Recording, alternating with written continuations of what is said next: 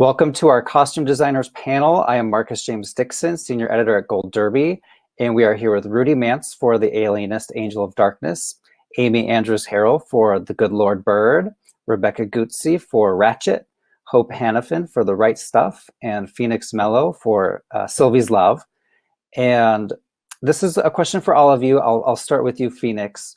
I'm curious, when did you know that you wanted to be a costume designer, and how hard was it or how easy was it to get your foot in the door?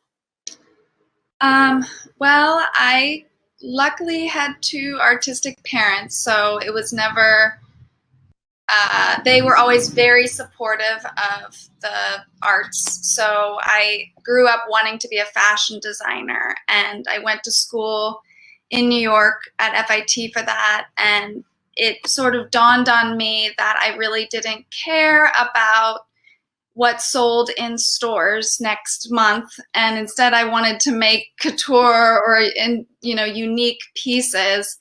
And just realized, I guess, watching a few more films, like as I was working in fashion, that oh my gosh, that's a career. Somebody makes these historical garments, and you get to create these characters. And so I went full force. My mind was set on it, and I moved to LA and worked as a PA actually in New York and then also in LA. And I interned while I was in school, and I said yes to everything that I could, told everybody what I wanted to do. And from there, just getting as much experience that I could and joining the union, and that sort of, it builds, if you're a hard worker, I think you'll always have a job. So, I think if you're a go-getter, while you're in school, getting experience, I think, getting contacts is really important. And it was never a question once I worked in a costume department. It was never a question that I didn't want to do that. It's definitely, that was my goal after I was in. I was like, oh my gosh, we're aging these brand new sneakers. Like, it sounds silly, but it was exciting, the process. And yeah.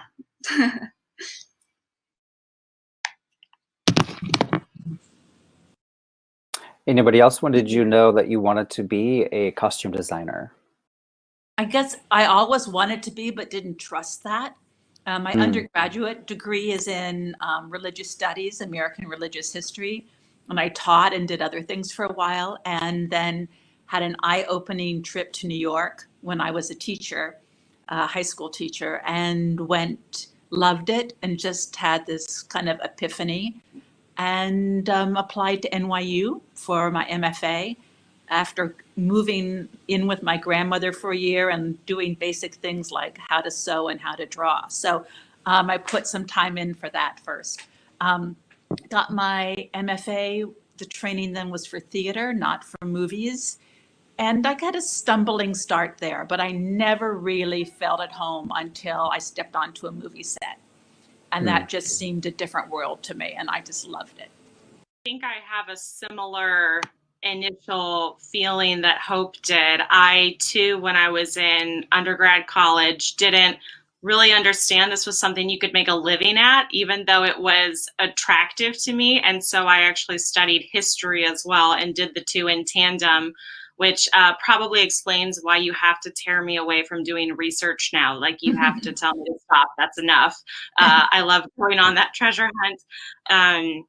But yeah, I started doing TV and film when I was in graduate school, and it was, student films, 5-minute, 10-minute shorts here and there, and getting that, experience as you're a one-man show, doing the aging, doing the dyeing, doing the fitting, doing the alteration, being the set costumer. And then until finally, then like Phoenix said, you join the union and you're introduced to, like the scope of what your team can be and find your part and your piece of the puzzle. And it grew from there. I think I always did costumes ever since I was little. I played dress up, and I remember even before I knew how to sew, I took my mom's brand new sewing machine and made a suit of armor out of vinyl. Kind of ruined her sewing machine.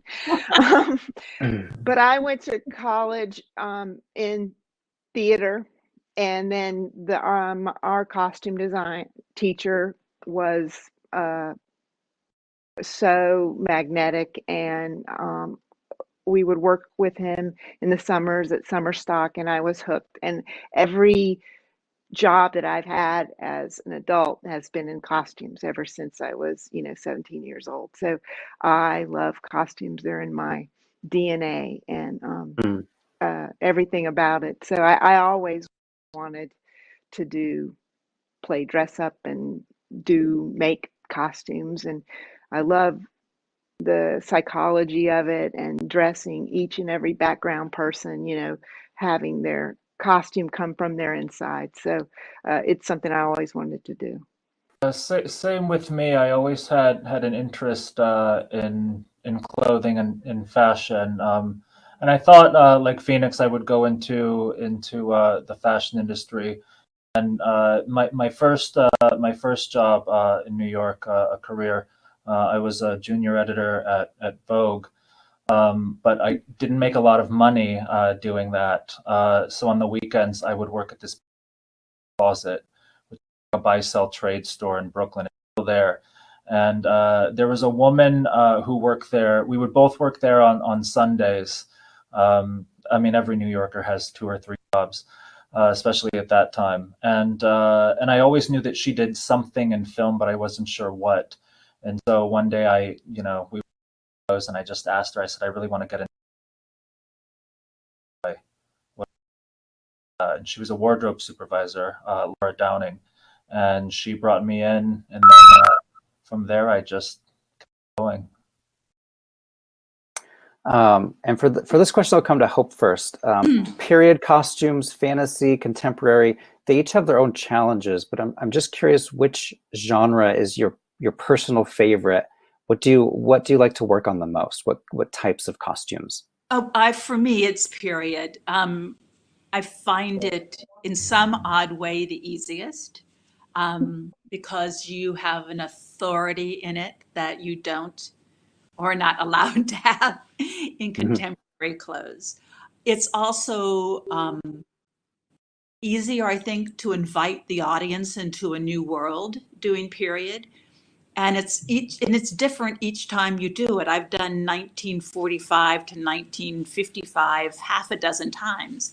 And each time my approach is completely different. So because you're starting with the story, and what the director's vision is, or how you help him find a vision, is that you're mining it differently each time. So it's just endlessly fascinating, whether you're doing, glamour 60s or cleaning lady 60s or immigrant 60s. It just never stops. The doors just keep opening, and the opportunity to interview people and have oral histories and to kind of delve into the world. I would never have the patience to be a scholar, but one of the lovely things about being a costume designer is that you get to keep changing venues and to really explore the world in a way that very few other jobs allow you to do that. What I could never do is sci-fi, because I just can't imagine the future. Me, it's the same. It's period. I think it's more fun to to find fabric and sort of be forced to. You can't just run out to the store and shop it. And also, what Hope is saying, it's a lot of times people have an opinion when it comes to modern contemporary clothing and what they want to wear, what they think it should be. And you do have there is a bit more freedom, I agree, in being able to say, well, in 18 whatever 1960s, it would have been this instead. And people have less of an opinion because they don't necessarily have the knowledge there, I think. Yeah, I would also agree that period clothing is the best. I think it's just a time traveling experience that it's just unlike any other experience that you can even experience as a regular person, you know, just completely immersing yourself in another time period that, you know, just anything that was available then, you know, and how it's different now. But I do love fantasy, and I would love to design a fantasy movie. That is definitely the goal. I've assistant designed Black Panther, and that in itself was a huge project, and just the possibilities were endless. But ultimately, all the inspiration is historical, if that makes sense. And yes, you can bring it to a new level of like fantasy and, you know, fashion, but a lot of the inspiration for any kind of futuristic stuff will also be historical, I think. So. Well, what you were saying, Phoenix, building a world, you know, is what we love, I think, whether it is period or futuristic or even today, and being able to being allowed to do what we do and create. But, you know, period is where we get to do it the most, and that's why we love it. I agree. It's five for five on period. Yeah, there you go. That answers that question. Yeah. The other thing period allows us to do is contribute in a different way, because clothes are such a part of the culture. How you move through a room, when you take off your work apron to put on your hostess apron, when you take your gloves off. And that's a conversation to have with the actors, and, you know, how to curtsy. We know that, the ADs don't.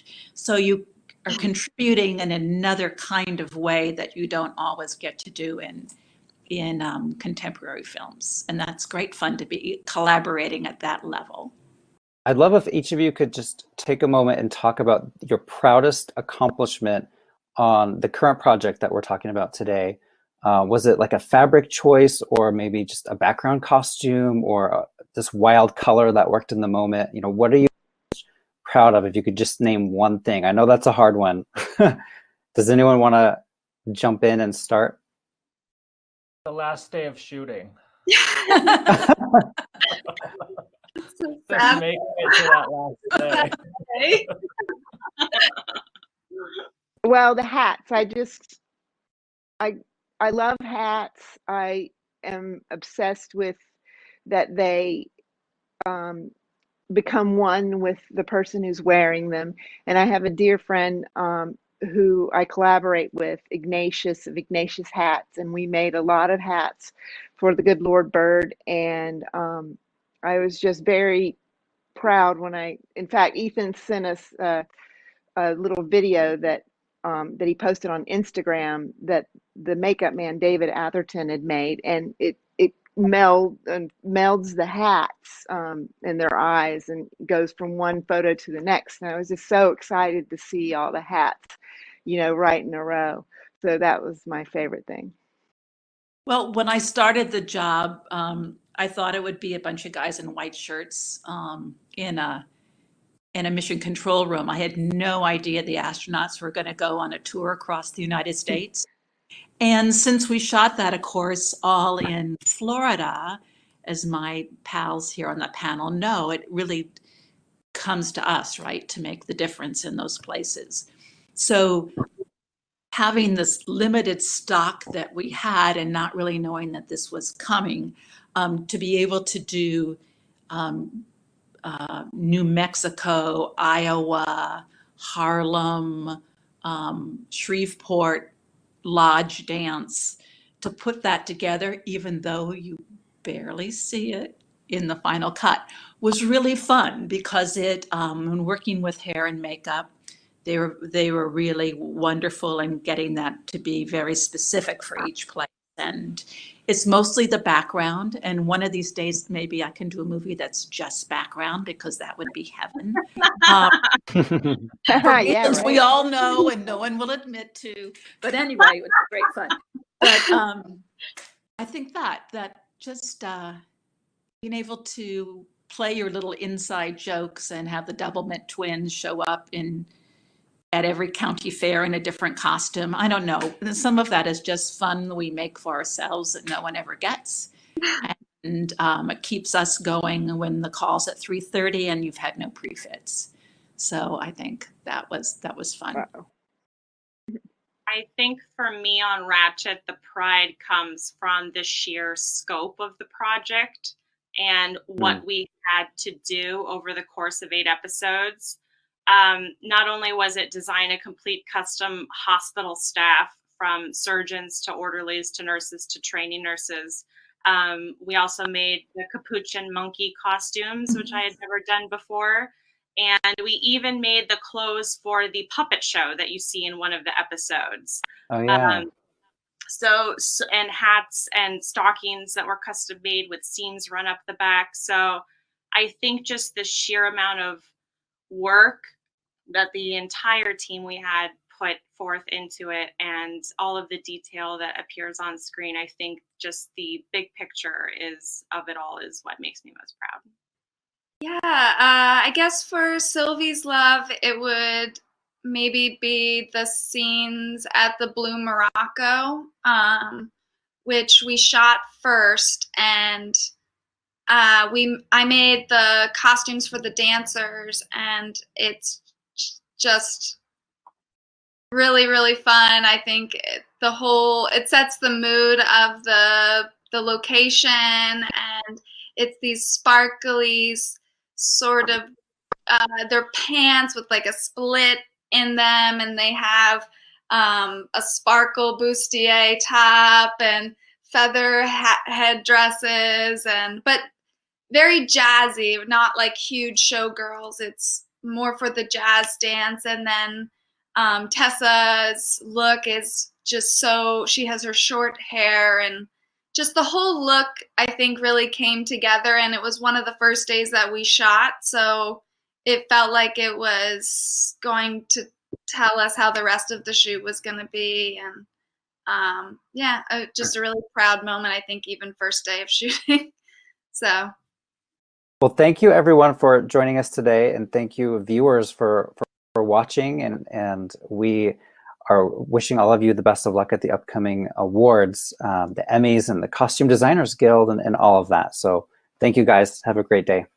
Thank you, Marcus. Nice seeing everyone. Thank you. Nice to see you.